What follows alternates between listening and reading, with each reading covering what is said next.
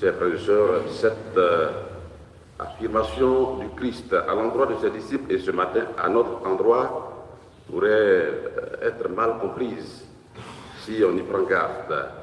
Pour bien saisir toute la profondeur spirituelle de cette parole du Christ, il faut déjà nous rappeler, il faut déjà en arrière, pour nous rappeler l'évangile du mardi dernier, où le Christ disait à ses disciples, où il donnait déjà, voyez, le profil du vrai disciple, le profil du disciple parfait, quand il disait, vous êtes le sel de la terre, vous êtes la lumière du monde.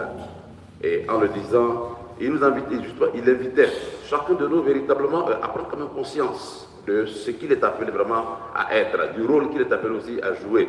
Et ce matin encore, Jésus veut nous aider à faire un pas de plus. Quand il dit, si votre justice, ben, en réalité, si votre manière de faire n'est pas différente, voyez, les pharisiens et autres là, ben, en réalité, ce n'est pas en fait Dieu qui vous fermera la porte, mais c'est vous-même qui allez vous fermer justement les portes du royaume.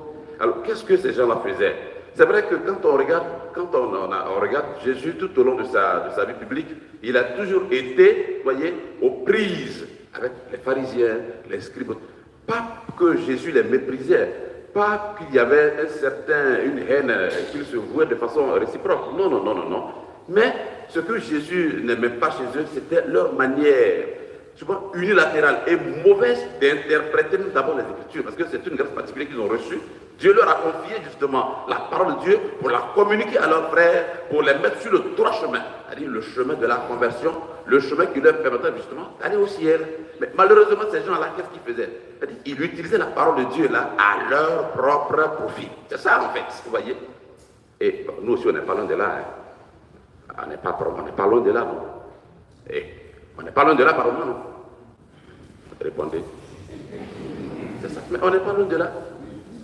Oui, mais ça n'est pas loin de là. Voyez. Et donc, cette forme d'hypocrisie-là, Jésus l'a combattue jusqu'à sa mort. Voilà.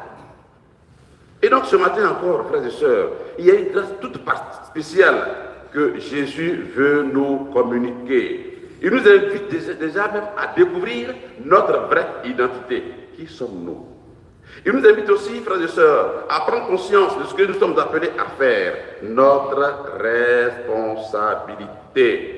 Et donc, au-delà de ces deux aspects-là, il y a un vrai appel à la vraie conversion, frères et sœurs, qui nous est vraiment lancé. Parce qu'en réalité, hein, nous faisons beaucoup d'efforts pour parvenir à la sainteté. Nous faisons beaucoup d'efforts pour tendre vers la perfection. Mais tous ces efforts peuvent être bloqués justement par nos mauvaises actions. Et ça, c'est une évidence.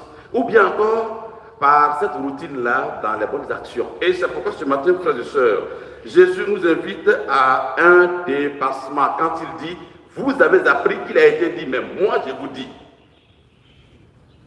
Mais ce dépassement-là, vous voyez, frères et sœurs, se lie à travers justement, vous voyez, les choses les plus simples de notre vie de tous les jours. Il dit de ne pas se mettre en colère contre ton frère. Il ne faut pas le maudire. Voyez. Mais qu'est-ce que Jésus veut? Jésus veut, frères et sœurs, que nous vivions véritablement, nous manifestions beaucoup d'amour. Voilà. Et il veut aussi que nous vivions dans la vérité. Il dit, si tu viens faire ton offrande et que tu te rappelles que ton frère a quelque chose contre toi, vous voyez ce que c'est? Regardez un peu, hein. C'est pas... Jésus, voyez, tous les mots sont pesés. Il n'a pas dit, attends que ton frère vienne. Non. Il dit, toi-même, voilà, toi-même, lève-toi, tu vas aller parler à ton frère. On est nombreux ici, et puis on ne se parle pas. Monsieur et madame sont dans le même lit, mais ils sont dos à dos. Ils ne se parlent pas. On est voisins, de la même CEB.